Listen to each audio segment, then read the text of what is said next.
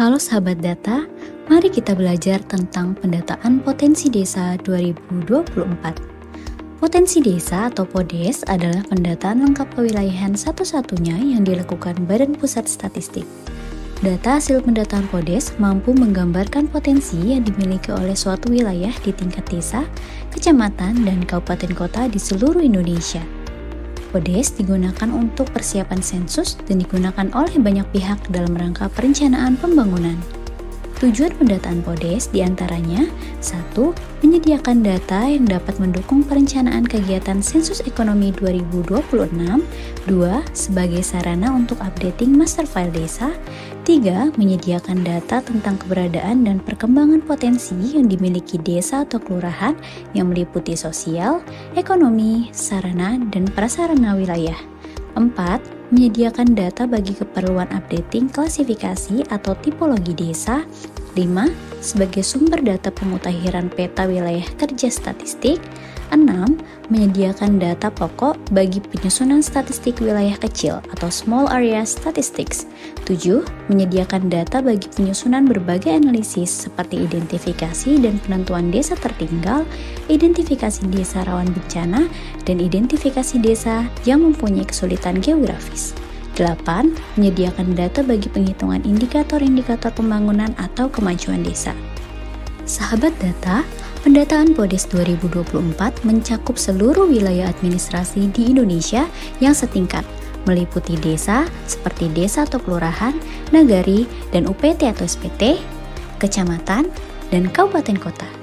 Pendataan PODES 2024 dilakukan melalui aplikasi Fasih dengan 4 jenis kuesioner, yaitu pertama, kuesioner PODES 2024 Desa dan Identifikasi SLS. 2. Kuesioner PODES 2024 Kecamatan. 3. Kuesioner PODES 2024 Kabupaten Kota. Dan keempat, kuesioner PODES 2024 2T untuk desa terdepan dan terluar. Narasumber pendataan PODES 2024 diantaranya: pertama, di tingkat desa atau kelurahan yang mencakup aparat desa atau kelurahan, penelusuran dokumen desa, dan narasumber lain yang terkait dan relevan. 2. Di tingkat kecamatan, mencakup aparat kecamatan, unit pelaksana teknis dinas di kecamatan, polsek, koramil, puskesmas, PLN, dan lain-lain. 3. Tingkat kabupaten kota, mencakup sekretaris daerah, OPD terkait seperti Dinas Pertambangan dan Energi, Dinas Perindustrian, Dinas Perhubungan, Dinas Tenaga Kerja, Polres, Dinas Sosial, dan lain-lain.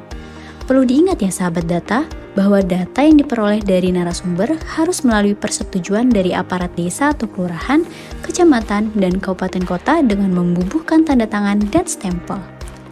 Output dari pendataan PODES 2024 ini antara lain: pertama, data potensi desa di bidang sosial, ekonomi, dan infrastruktur.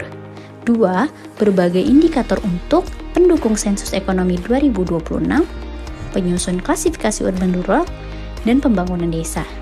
Ketiga, indeks kesulitan geografis untuk evaluasi penggunaan dana desa. Dan keempat, daftar desa sesuai status terdepan dan terluar.